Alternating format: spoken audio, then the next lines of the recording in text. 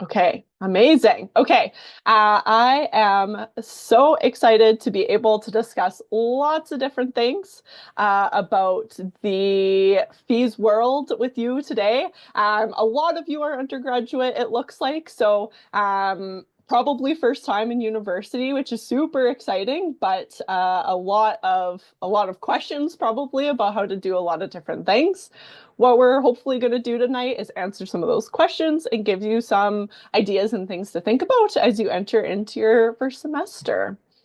One of the things that is really important to us at the University of Calgary, and it's part of our Indigenous strategy, which is a really interesting part of the University of Calgary, is that we have a specific Indigenous strategy that gets updated often, which is kind of unique to universities and really exciting to be a part of. Is of course always acknowledging the land that we get to live, work, and play on.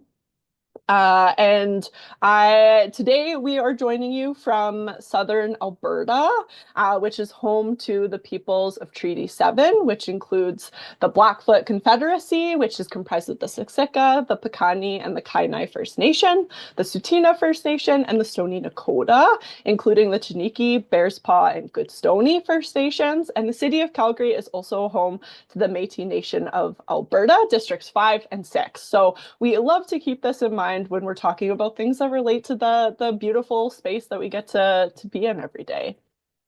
So, what are we actually going to be talking about in this webinar? We are going to be covering understanding your fee assessment and your student center.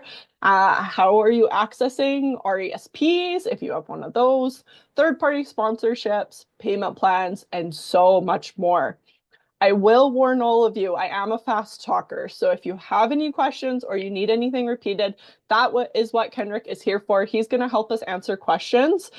So if you need anything, throw it in the chat, put it in Q&A. I would say if you have questions, put them in the Q&A portion, just so that Kenrick can keep track of what he's answered and what is still left. But if you've got any notes, throw them in the chat and we'll be able to see them there.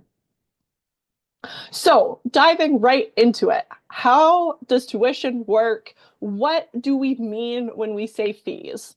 When we say fees on your student account, that compromises of two things, tuition and general fees. Those are what your fees are made of. So we're going to start with tuition. Tuition is a little bit different depending on what type of student you are. Most of us here are undergraduates. That makes it a little bit easier. It's all course-based. What we use here is called a course fee rate group. Try saying that 5 times fast. But what that means is that each faculty is associated with a group and given a rate. So we see a bunch of different ones up on screen here.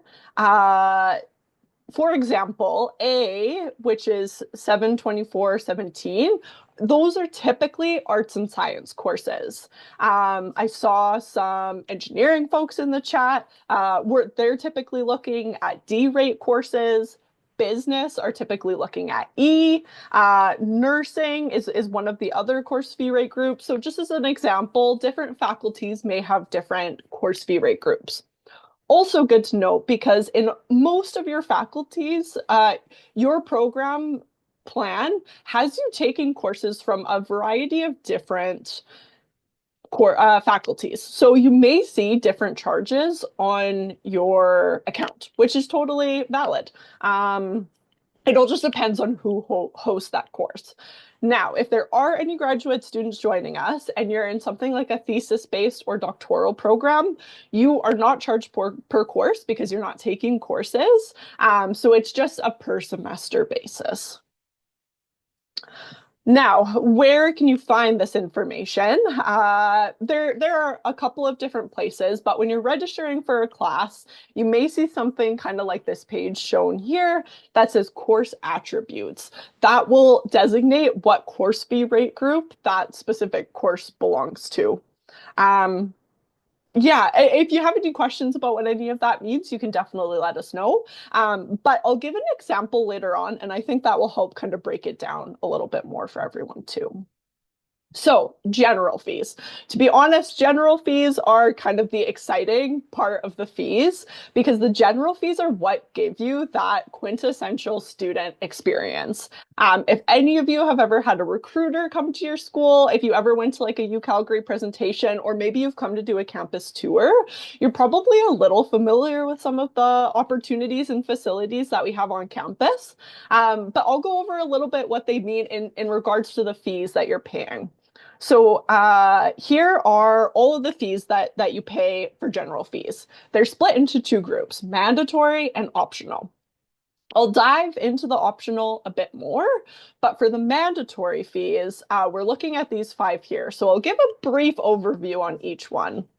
For student services fees, what that means is those are all of the really cool offices that have super lovely advisors on campus that can help you with a really wide variety of things. So student services are things like us, enrollment services, they are admissions, it's the Center for Career and Personal Development, it's the Student Success Center, it's wellness, it's the library.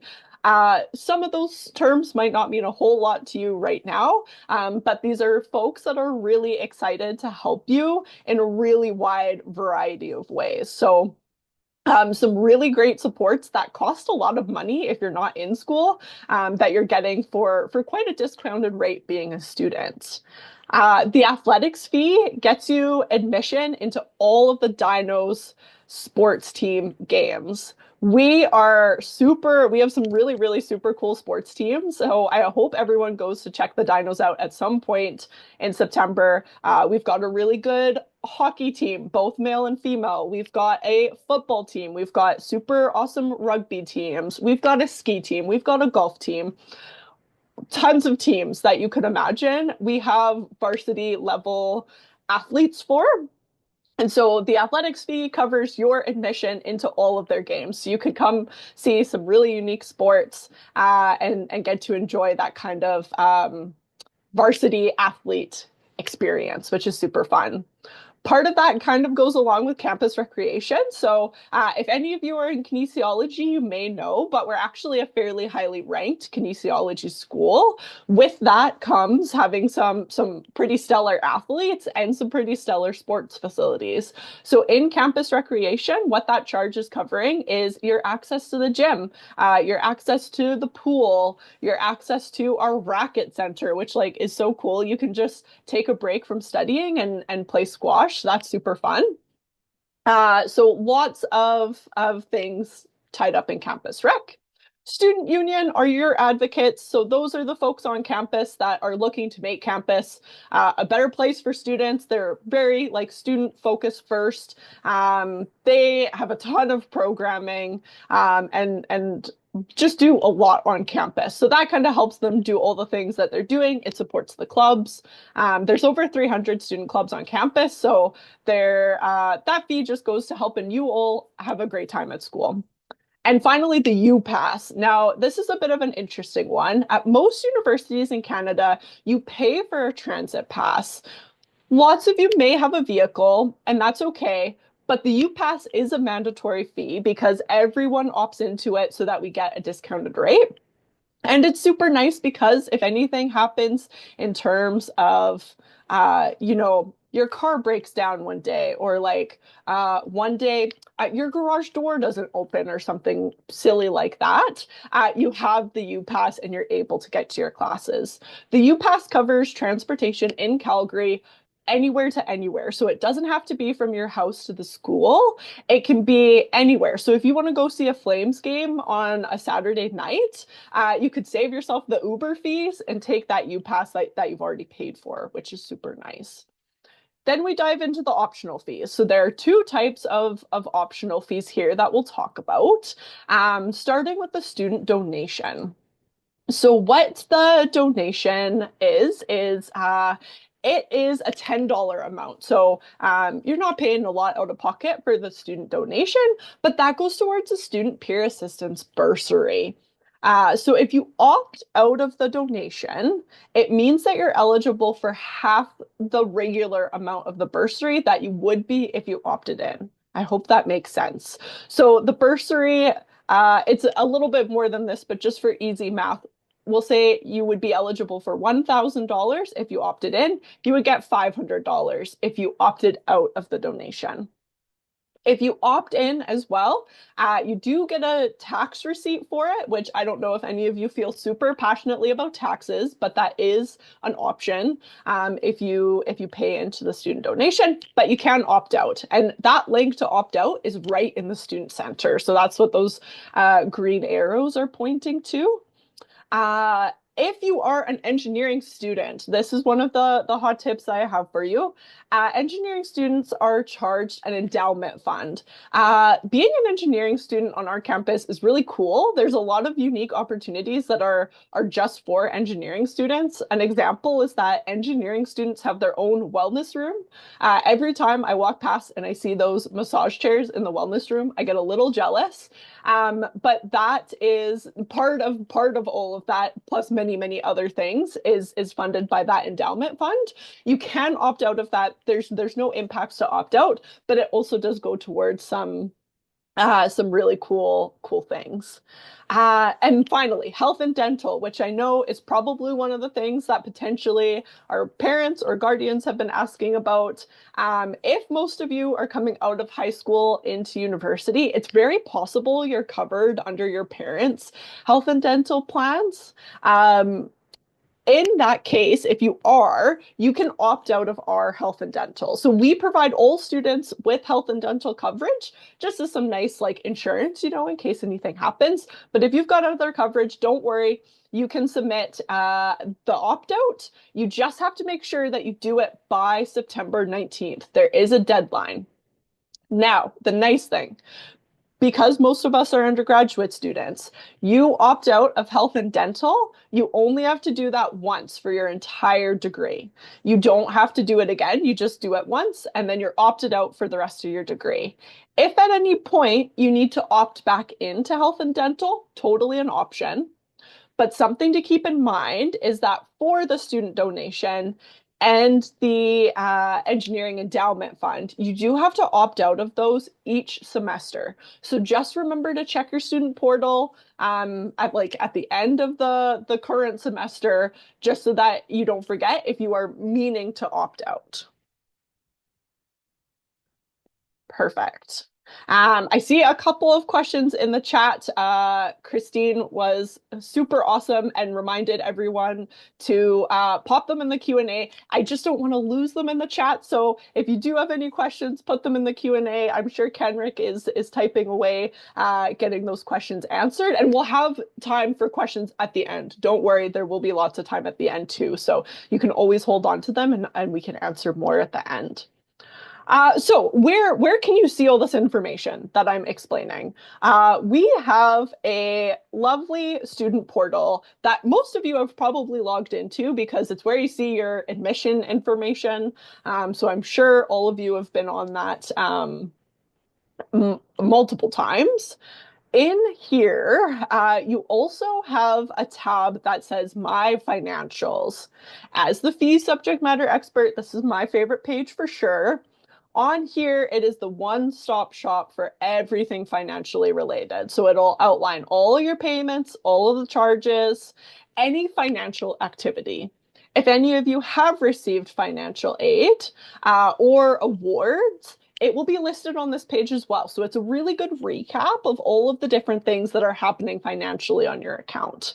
Lots of access to different documents is here. When you need your taxes, you can find them here. Lots of different information. Account summary is one of the things you'll see right away when you log in. It will show you what you have owing, what is due now, what is future due. Most of you, if you're brand new students, will see this for the most part. You'll see currently you owe $0 and future due is the total of both fall and winter. Something that may be a little bit different about university for some of you is that you only have to pay per semester.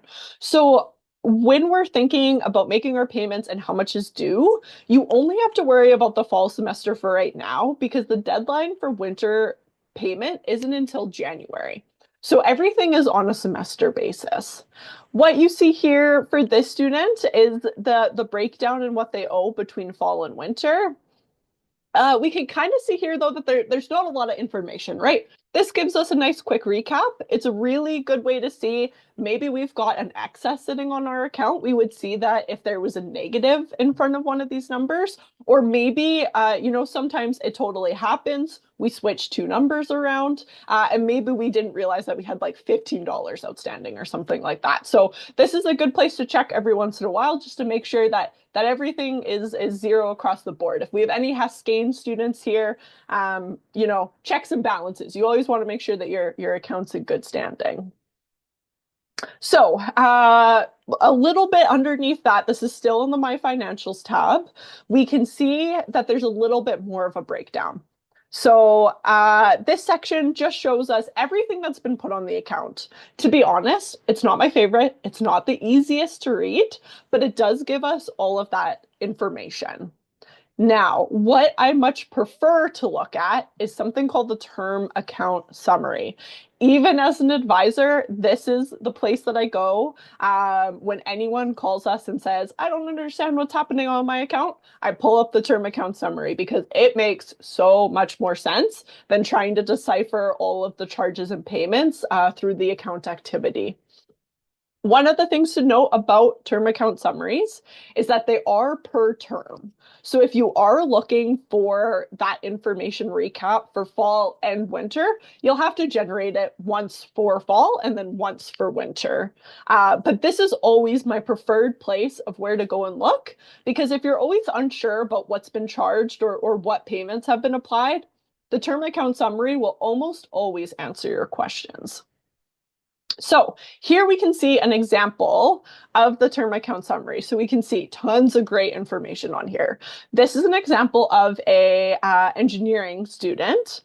So on here, we can see that engineering endowment fund. We can see all those general fees that I talked about, and we can see that breakdown of tuition. So one thing I want you to note is that fee group. We can see that this student is in 2 engineering courses, so those are fee rate group D, and we can see that they're in 1A course, so probably a science course for math. Now, something super important to note is most of you will be opting out of health and dental. When you're opting out of health and dental, you'll still see it charged. And that's not a mistake. We have to charge it just to account for, right? Everyone gets charged. But then when you opt out, it gets waived. So the way that you'll see that on the term account summary is it will appear in red, like the numbers will be red. And then when you do the math, you'll be able to see you're not getting charged for health and dental. So if you opt out and you're not like 100% sure if it went through, you can pull your term account summary and it's much easier to see if the opt out has gone through on here. Something important to note is that the term account summary is not an invoice. So this isn't an official document, but if you do need an informal document for anything to prove that you are a student, that you've paid your fees, this would probably work for something like that. So good to keep in your back pocket too, if you ever need like an informal document to prove that you're a student. Maybe for a student, like a student discount at a off-campus gym or something like that. So if you make payments and you have to prove to somebody that you've made payments, there are a couple of different ways to see the payments on the My Financials tab. So one of the ways is we can click this payment button. This appears on the My Financials tab under the account activity. Here we can see all the different payments. So this is a bit of an older example, but we can see that this payment made June 3rd of $509 went fully towards the spring 2016 semester.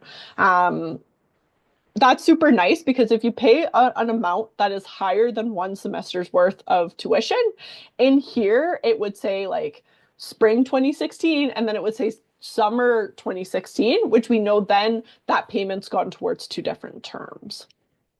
If you need a receipt, just to like show a parent that you had paid, that doesn't need to have a ton of information on it. The one right next to this one that's very like the payment link that's very obviously displayed here, receipts, that will give you a receipt. It just doesn't have a lot of information on it. So sometimes, depending on what you need a receipt for, it works. Sometimes it doesn't work because it doesn't have enough information. But if you're just trying to prove to a loved one that your fees are paid, that would work as an option.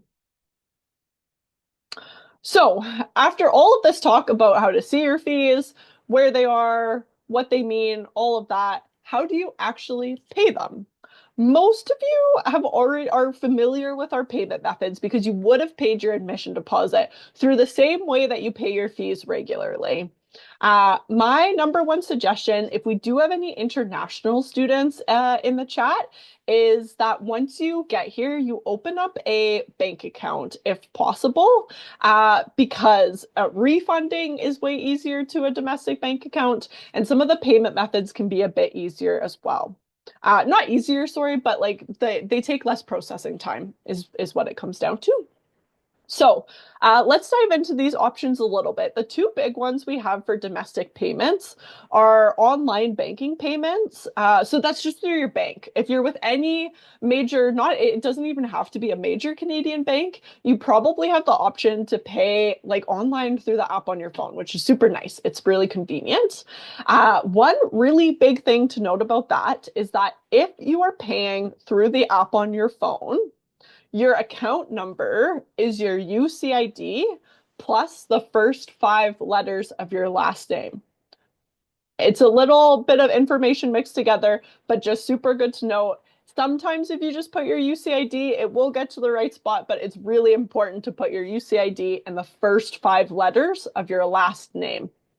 Together, that's your account number. Your payment will be on your account within 3 to 5 business days. So all of our payment methods right now do take some days to process.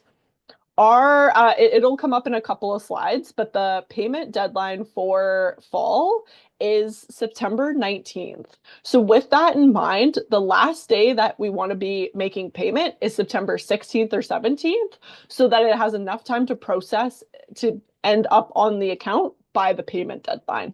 I hope that makes sense. But for our other payment method, we have CIBC Student Pay. You don't have to be you don't have to be a customer of CIBC to use CIBC Student Pay. It's a third party through them.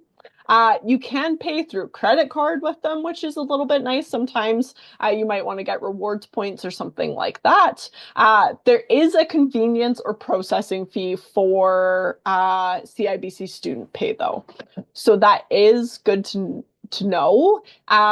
Credit card is the fastest way to get fees onto your account. 2 to 3 business days to process. If you pay by direct debit, it's about 4 to 5 business days. Something else important to note, if any of you are staying in residence, I saw some people say that they were from Calgary in the chat, but I bet we probably have some out of province people joining us tonight. So if you're staying in residence, just keep in mind tuition and general fees are separate from residence fees, but your residence fees will still appear on your term account summary. Just think of it like 2 bank accounts. So pay residence to residence and then like through residence in your online banking, and then tuition and general fees through academic. So I had mentioned important dates. I would love if everyone scanned this QR code. Deadlines are one of the biggest things we talk about in our office. And one very quick, short side tangent about deadlines. If at any point you are worried about a deadline, before a deadline, come and talk to us. There's not really extensions on deadlines, but our advisors are like so lovely and they're so friendly and they love helping students so much. And we just love when students come and talk to us before there's a problem versus after you've missed a deadline. So if you're ever worried about being able to pay your fees on time, or if you're having some trouble with course registration or anything to do with a deadline, come and talk to us as soon as you get that like gut feeling that you're like, I'm worried about this. and we can walk through all of the options and really give you reassurance. So if you take anything away from this presentation, come and talk to us. We are always here to help, and deadlines can be kind of scary, but we can walk through all of the options for all the different things if you think you can't meet a deadline. So there's lots of support for all of you for all of these deadlines. The big ones for fees are September 19th is when fees are due for September. For winter, January 30th. So like I said, we've got a little bit of time there. I imagine we'll see most of you in the office sometime between now and then. So we can remind you later about that one. Leia, so like I said, if you missed a deadline, don't panic. It is totally not the end of the world. One of the really nice things about the University of Calgary is we are actually one of the only two, well, I think one of only two schools in the city that don't drop students for non-payment. So what happens if you miss a deadline is that you will see a service hold go on your account, and you may see a late interest charge of 1% get charged each month. The hold can prevent you from doing a couple of different things, but like I said, if you're worried about it, give us a call. We can chat through the options. You don't have to be worried though about getting removed from your classes, which I think is quite nice. That relieves a little bit of the stress. If you just make a mistake, you will stay in your classes, which is good. So, some of you might be looking to get your registered education savings plan out from probably your parents' bank or your guardian or whoever that looks like for you. So what that looks like is that for that purpose, for an RESP, you need a pretty official letter. And that's a confirmation of registration letter. You can get those through the student portal, and it'll generate in a third-party website called MyCreds. MyCreds is kind of the service standard for universities in Canada. So that's why we use them. You will notice that through MyCreds, there is a $10 charge for the confirmation of registration. You get access to it for 3 months. Something I recommend doing in those 3 months is downloading that confirmation of registration form, because that way, if you don't change your registration, even after the 3 months, you've still got the form. Something important to note about the confirmation of registration letter, though, is that you can generate it to include fees or to not include fees. It's important to pick the right one first, because if you generate it without fees and then you need it with fees, you have to pay for it and generate it again. So I would say if you're not sure, err on the side of caution, generate it with fees, and or go and talk to whoever you need to give it to see what they need before you pay the $10 for it. So, some of you here might be getting sponsored, which is very exciting. A third-party sponsorship is when a third-party organization, so maybe that's a government agency, maybe that's a company, that can look like a First Nation, Métis, or Inuit group that is sponsoring you to go to school. If that sounds like you probably have a third-party sponsorship letter that outlines the different things that the sponsor will be covering. So it typically says tuition, general fees, and books, or something like that. If you have this letter, you're getting a third-party sponsorship. You do have to apply for a third-party sponsorship in the student portal. So you go into the student portal, you make a service request, you send us this letter, and then we evaluate if everything in the letter looks good, we'll accept your application, and then your sponsor will get a formalized invoice, and the fees will get removed off of your account and put into your sponsor's account, for kind of lack of a better term. Something important to note if you think that this applies to you is that you do have to submit a third-party sponsorship each semester.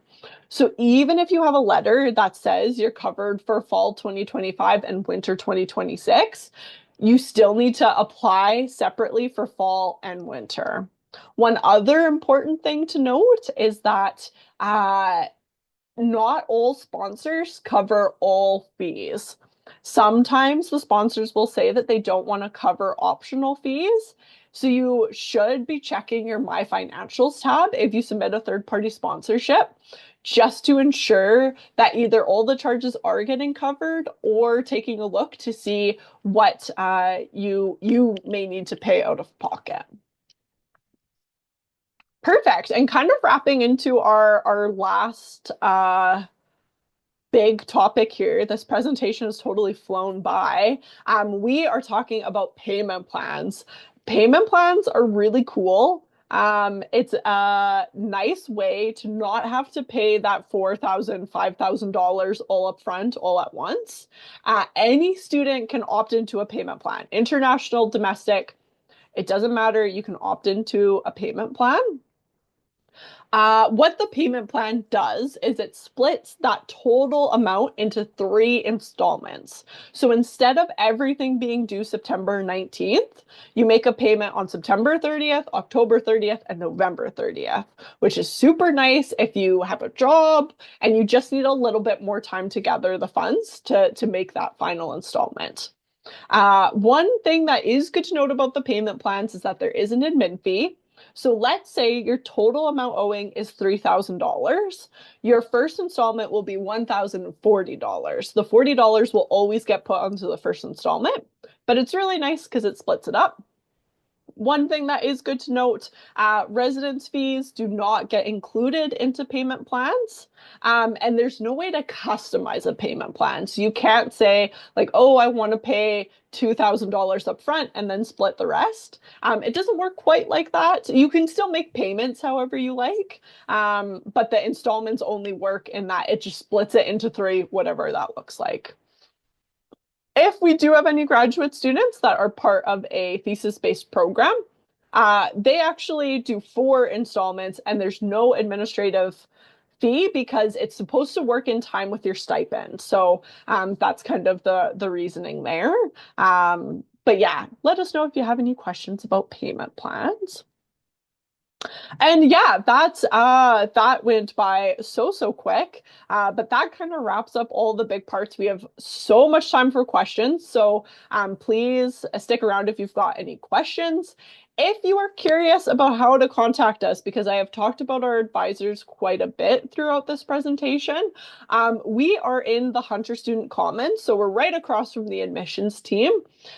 We do phone calls, we do virtual appointments, in-person appointments, and we also have like a chat bot that has an actual person sitting behind it and answering questions during our office hours. So lots of ways to get a hold of us. I like to say like come and see us often and early. You'll hear that a lot, but we love to talk to students. That's our whole job, and we just want to make sure that all of you have what you need to be successful.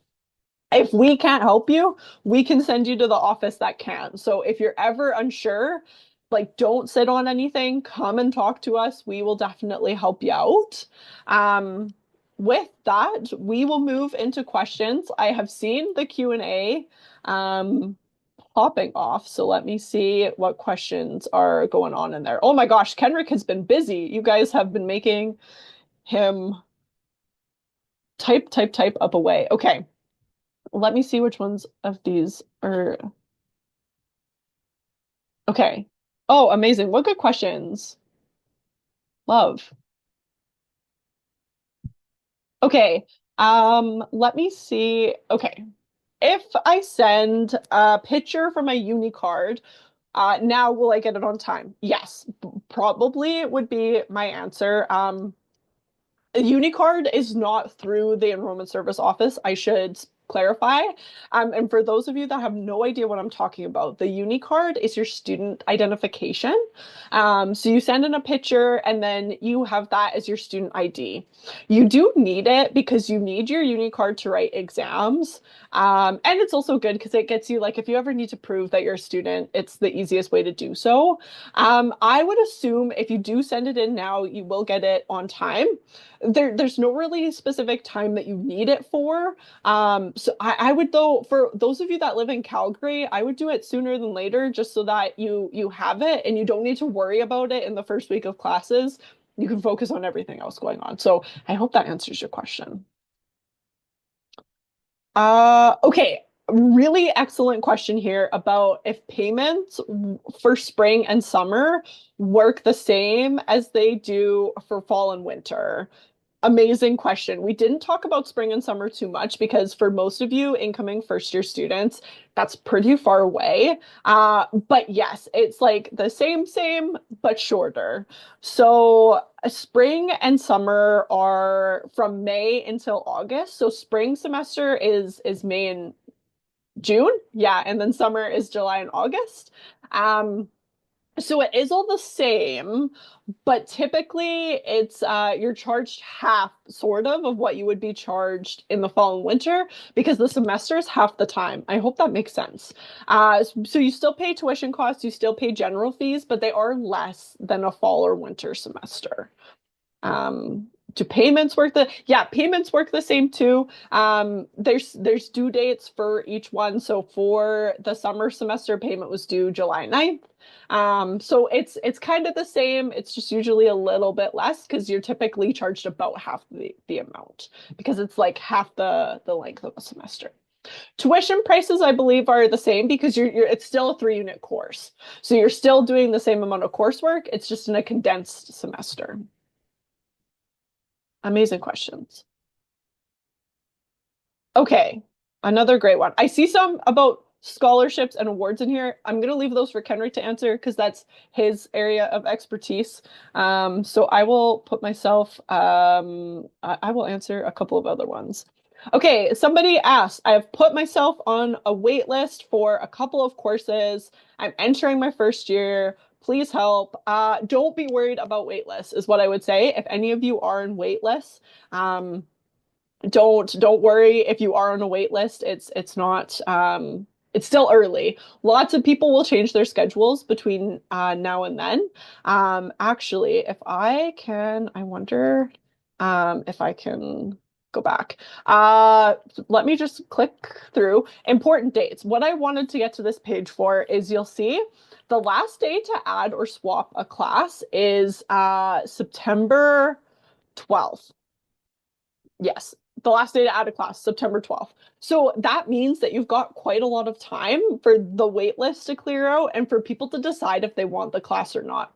Part of the reason fees are due September 19th, but you start classes before then, is because we like to give you a week or two to go to the class, sit in that first class, see the course outline. If you're like, oh gosh, this class is not for me, you can drop that class and you don't have to pay for it.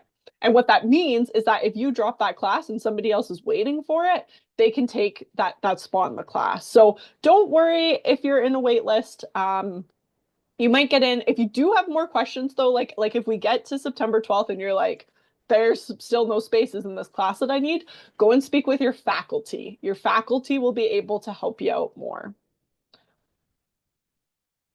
Perfect. I see some people in the chat talking about how long it takes to do the Unicard. I'm seeing lots of Unicard questions. Yeah, so the Unicard, somebody in the chat said it does not take very long to process. I think when I got mine, it took like maybe 3 days. I do expect it might take a little longer as all the new incoming students submit their pictures and things, but it doesn't take very long. I would say you could do it on the first day of classes and you'll have it pretty quickly. There is a Unicard link actually. Let me find that, or maybe Kenrick can find it. But there is, if you like Google UCalgary Unicard, you'll be able to see it, and you can submit your picture in there, and the Unicard office will help you more, is what I will say.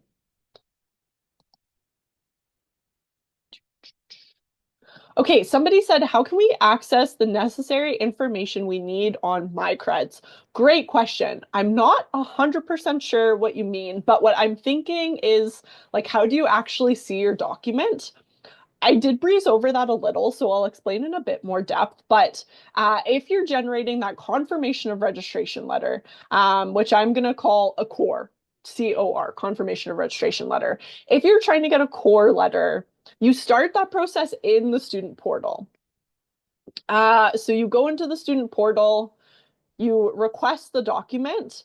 It will, in there, you'll put your email address and it will send the document to MyCreds.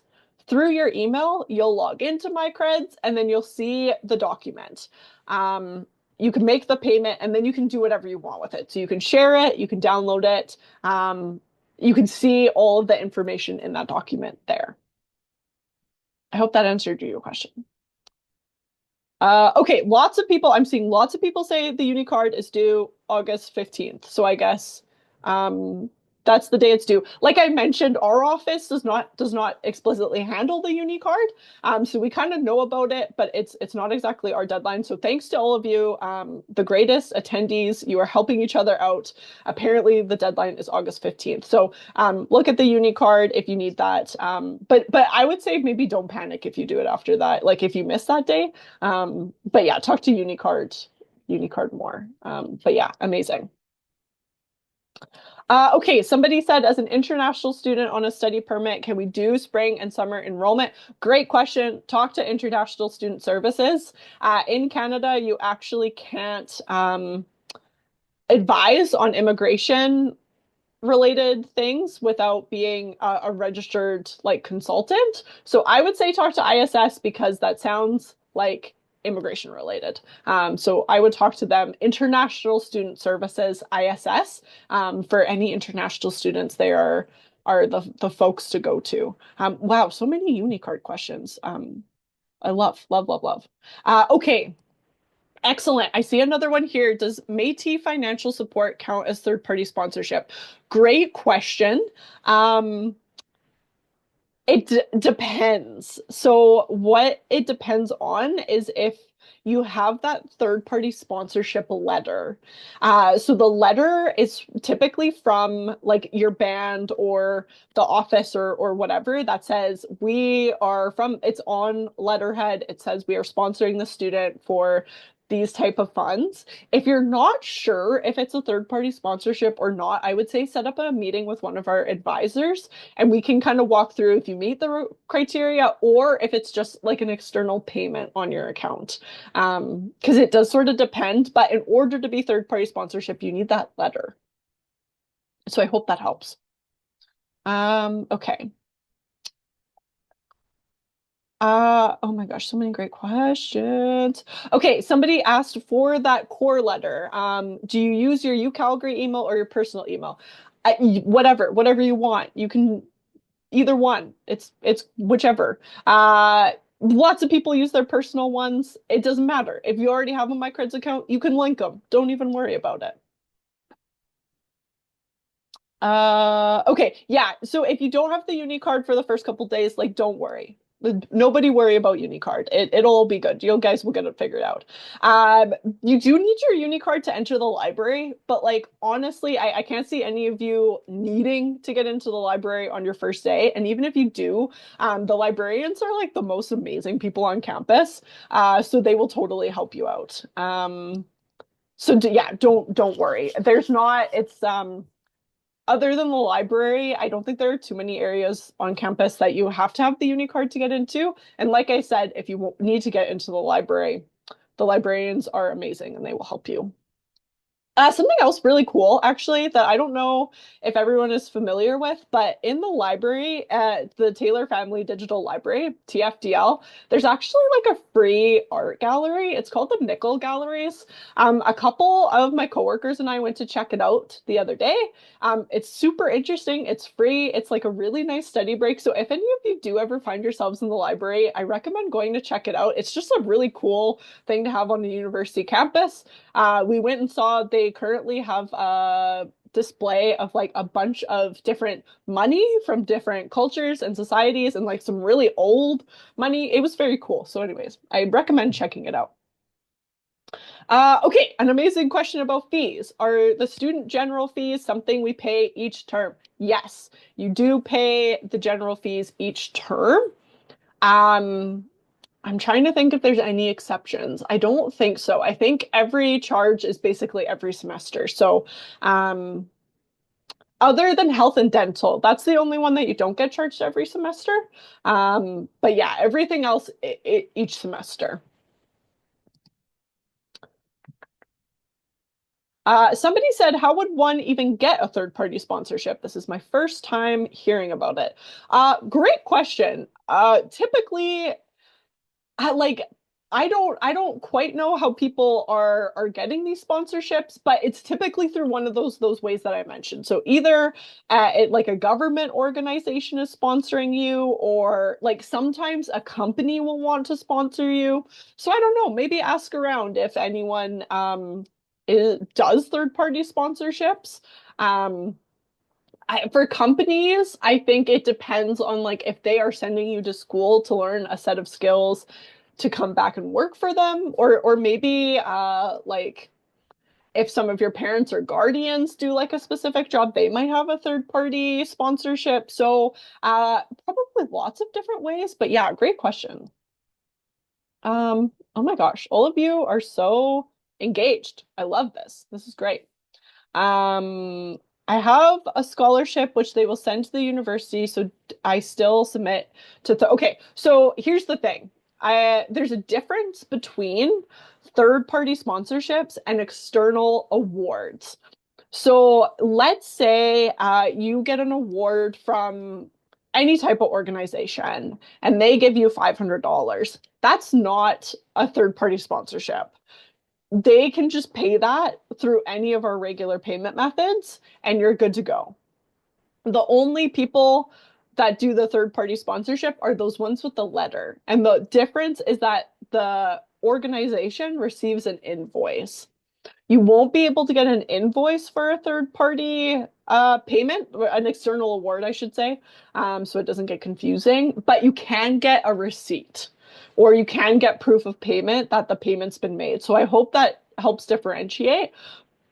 Sometimes you can be getting quite like a big scholarship, but it's still not a third party sponsorship. It's just an external award payment.